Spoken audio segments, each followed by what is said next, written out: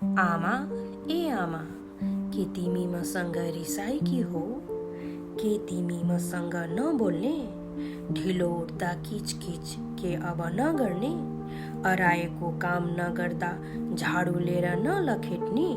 रिसाए पनि पेट भोरी खाना अब नखुवाउने? के अब मैले आमा भनी बोलाउँदा है नभन्ने? हेर, धेरै छुच्ची नबना नि फेरि, म रिसाए भनी साडीसँग मेचिङ चुरा किन्दिन्न नि। तिम्रो साडीको मुजा पनि मिलाइदिन्न नि। राम्री त तिमीलाई साह्रै नै बन्न पर्छ होइन त?